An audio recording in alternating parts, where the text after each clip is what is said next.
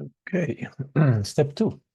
Let's create walls and try to organize the basic ingredients that are dealt with here. So we do have, again, the mass. That's a conceptual mass. So when we go to massing inside here, these are the different tools that we can use to deal with masses. But again, those are like masses are ghosts of geometry or project geometry in a way. They're just potentials to do things with it. For example, when you go to architecture, you see walls, windows, and so on. Those are actual project types or components.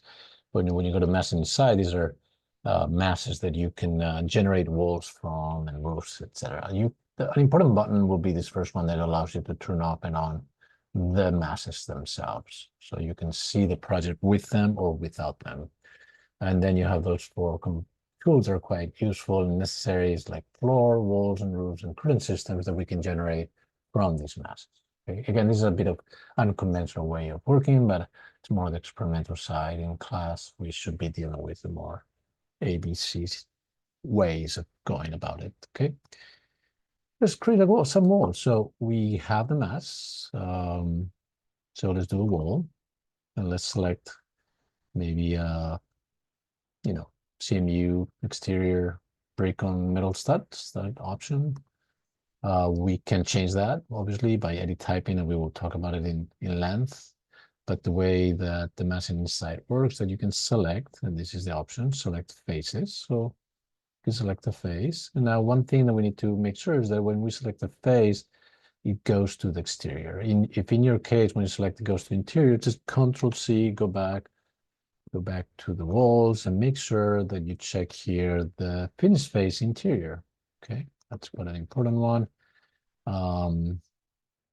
It says top constraint unconnected, that we will figure out afterwards how we deal with it. But if it's finished face interior, should work. So you click once, twice, orbit it around, shift center button, and then select, and you can say you're good to go.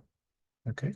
Notice how the level is level 2. That's the default setting. If you go to an elevation, we can change that. We can either create a new level, or we can actually move this level. So I can say select the level on the line area, MV to move, or go to the move command, say from here to that point, and then change the level name to say something like roof.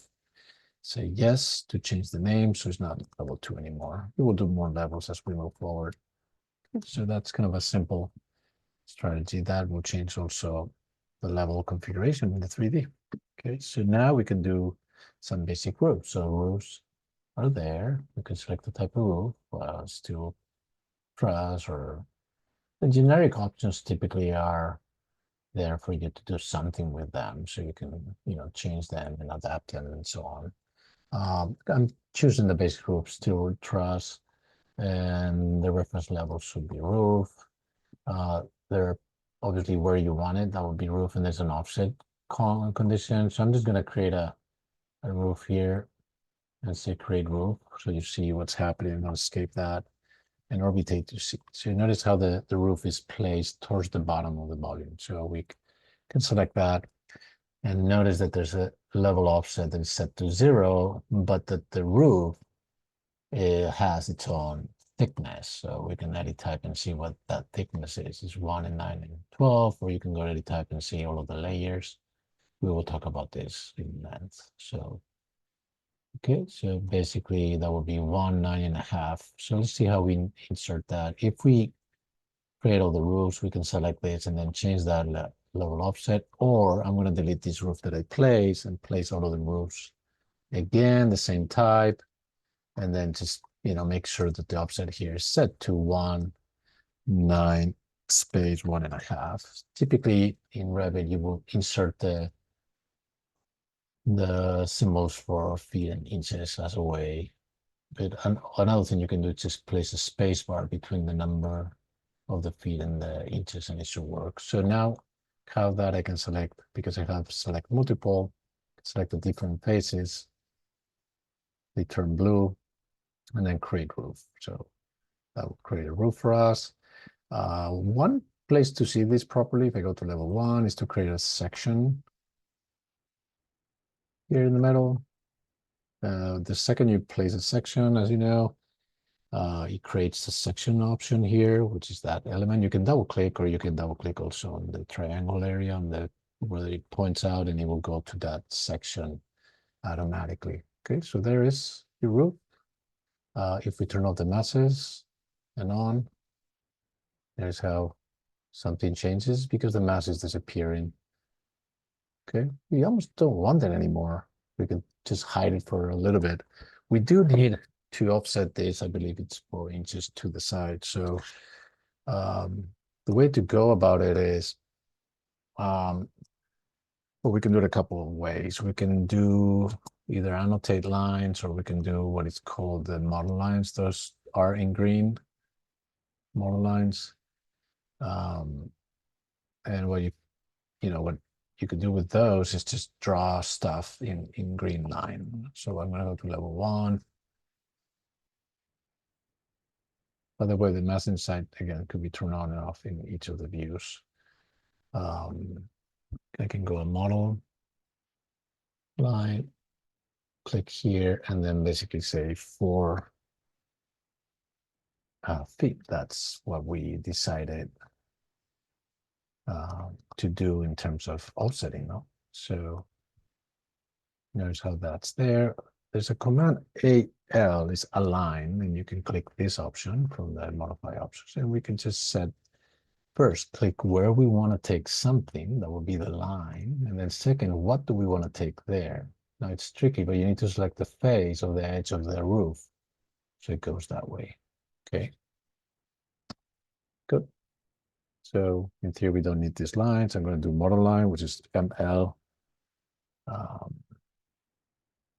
and LI. So click, and then we're going to do 4 feet. Okay. Align AL, again, to where we want to take something. What do we want to take there? It's just that face. Okay. We should be doing this 4 times. I'm going to go to the other corner, and LI for model line. And I'm just going to do 4 feet here, 4 feet.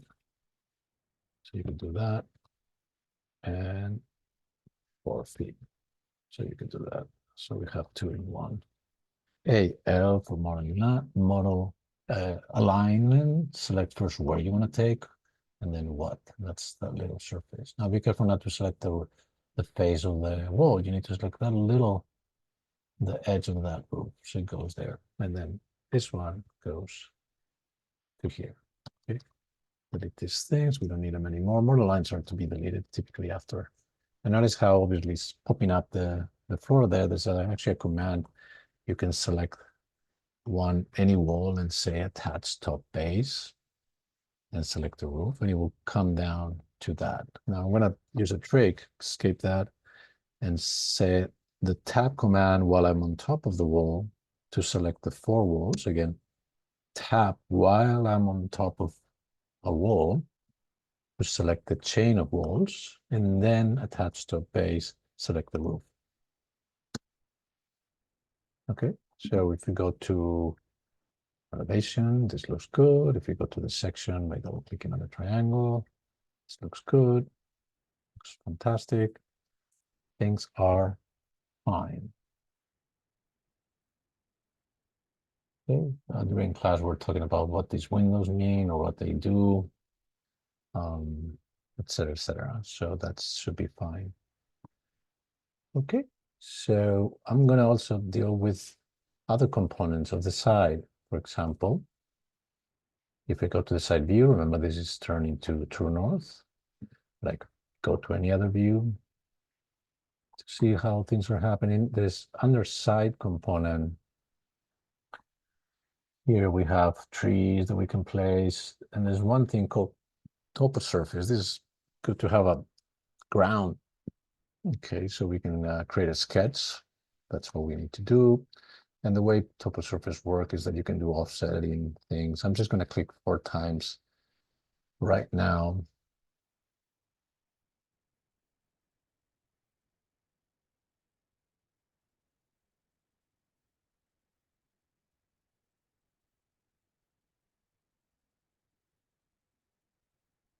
and just surround the entire project with a big.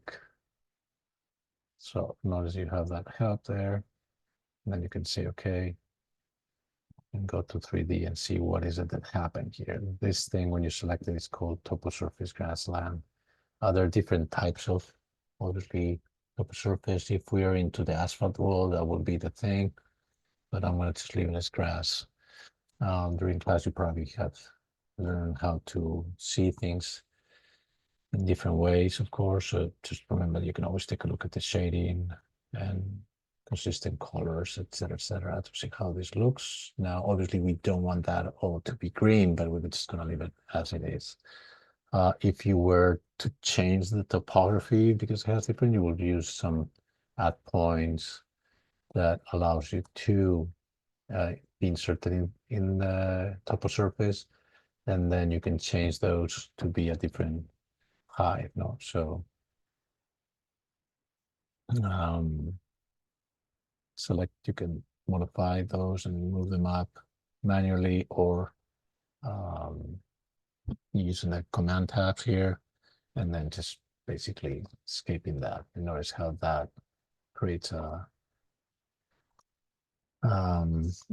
ramp condition for the topo surface. That's not what we want, because in our case it's pretty much flat. So I'm going to go back and make sure that I don't have the point in the middle, and I'm going to leave it like that.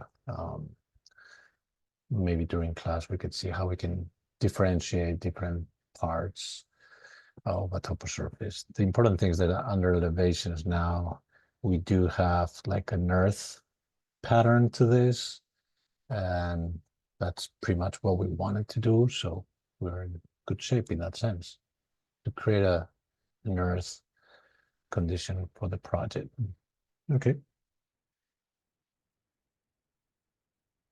If we wanted to look at shading options, we could see those as we talked before. You can set the sun settings now ready to steel option and set the parameter of whatever day to day, but in the afternoon, and then you can change how that looks. And you can use the side view in true north, turn on the shadows as well, and see the particular sunset all the time. Again, still can change those. Okay, and you can also show the sun path, which is this kind of a sun path wheel, and change those parameters. And it will change this shading calculation. I've been told that there's some issues I haven't resolved yet, which is like the sun setting and sunrise times are actually not accurate. So I wonder, I'm researching on how those could be resolved, because I'm not 100% sure, but you can change those dates here as well, or you can change them under the sun setting option. And there's some other, sun studies that you can do, sunlight intensity, shadow intensity, which are more of complex issues on the issue of dates and times and shadow intensities and components like that. Okay, so yeah, typically let's just turn off the sun path and move on to the next step of site organization. In the last video, we will create the windows and the trusses. And for that, we need to create some basic guidelines or grid lines, which are important to determine where the structures are.